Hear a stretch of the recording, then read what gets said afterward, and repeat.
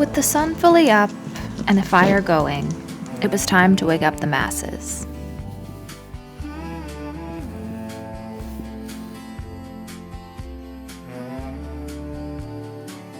A special breakfast for us today. To celebrate our second last day on this trip, pancakes were in order.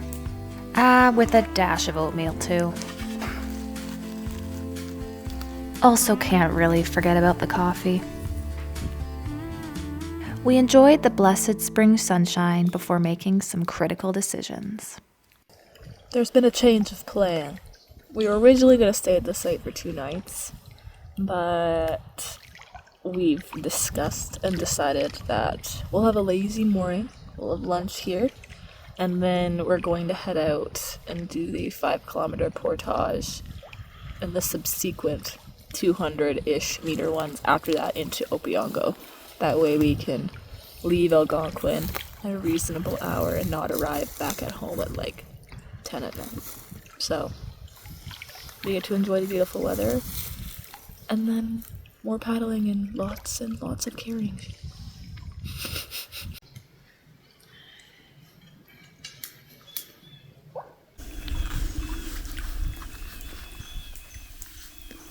Then it was time to let the packing begin. Our main goal? Eliminating a pack to save us some struggling on our fast approaching 5-kilometer portage.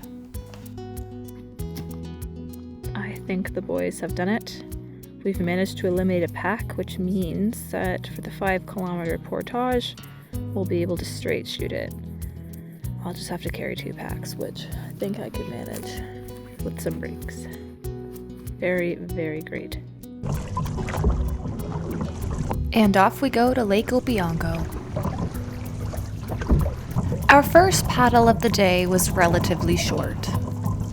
It wasn't long until our dreaded portage came into view.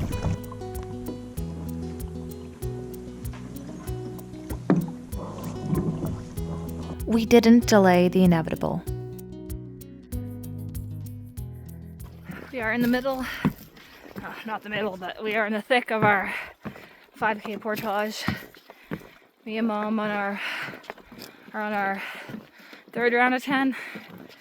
We're straight shooting it till the halfway point. We can stop for lunch, but we're shuttling 3 packs. Well, shuttling between us, so I carry 2 for 10. Mom carries 2 for 10. So on and so forth.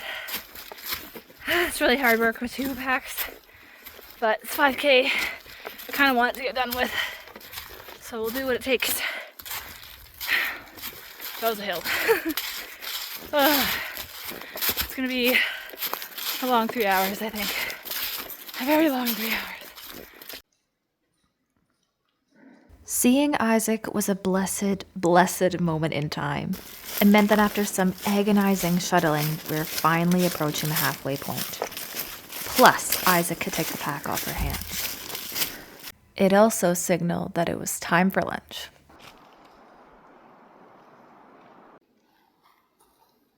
As much as we wanted to continue our rest, we wanted to really finish the portage as well.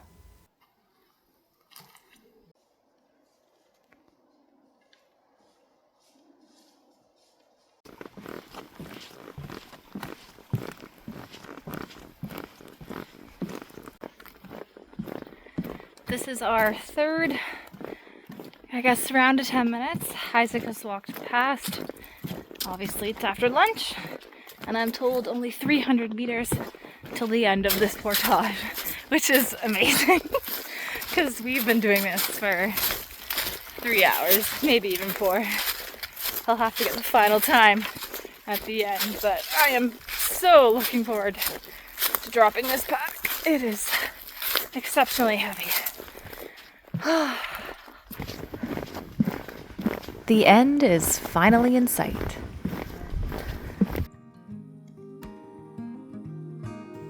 How are you feeling after that portage?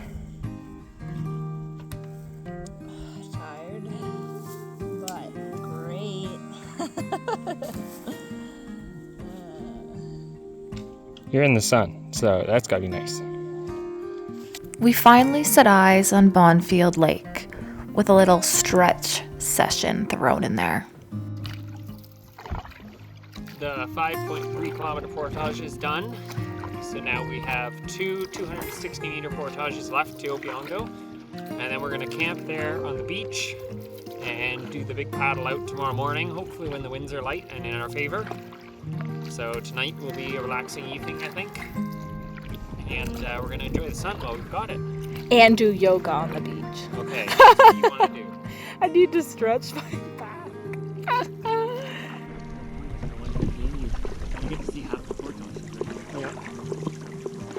This portage was clearly not notable in any shape or form. I failed at recording any of it. Soon enough, we were racing across Wright Lake. Only one portage left before we finally reached Opeongo Lake. The portage was similarly uneventful, and bam, we found our campsite for the night. Home sweet home for our final night on the trip. A very nice site. We set up our tent on a beautiful and somewhat sandy spot. The sight was so good that the boys decided to go for a swim. Crazy. 1, 2, 3, go.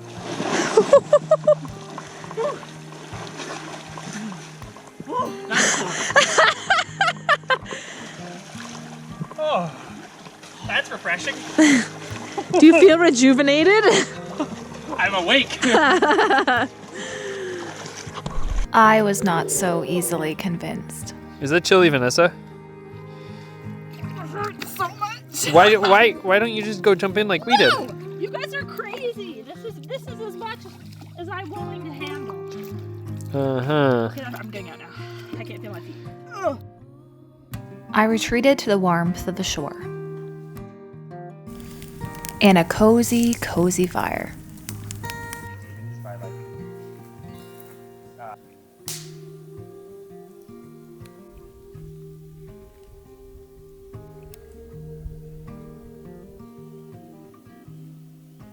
The remainder of our evening was spent relaxing on the beach, watching boats out in the lake, and enjoying our last sunset of this specific trip. But as always, morning comes way too fast. What you doing in there? Packing up our gear. Mm-hmm. Folding it up, Doing my job. It's important work.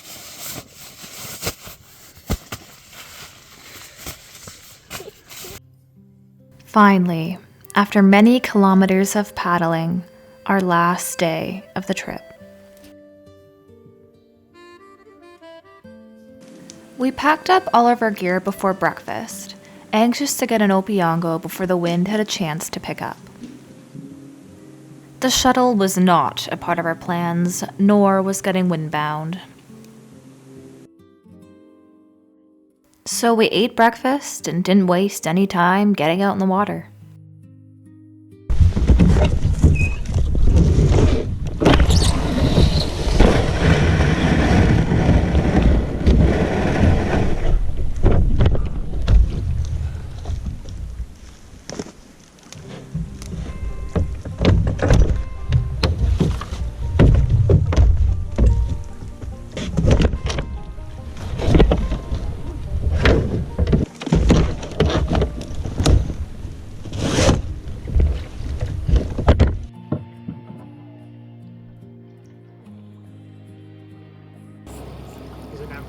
We waved at the water taxi as it zipped on by, then off to paddle 15 kilometers of big, big water.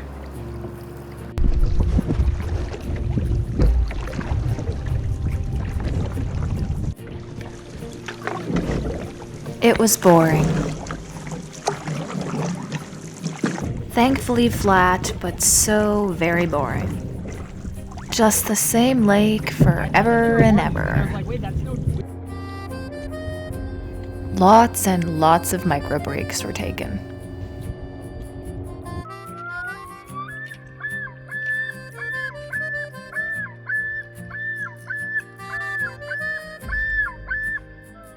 There's some really angry loons. We are taking a bit of a break. We have 3 kilometers left until we are back to the car. So we're just floating and listening to that.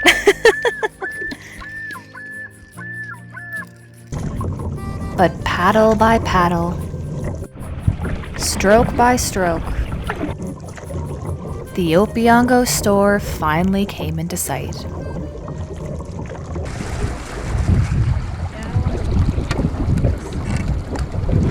When we hit the docks, reality set in. Our 2025 spring fishing trip was complete. Back at the starting point, the end of our trip. We're just loading up the cars now. The van. And then we'll probably change into some much needed clean clothes. I'm very excited.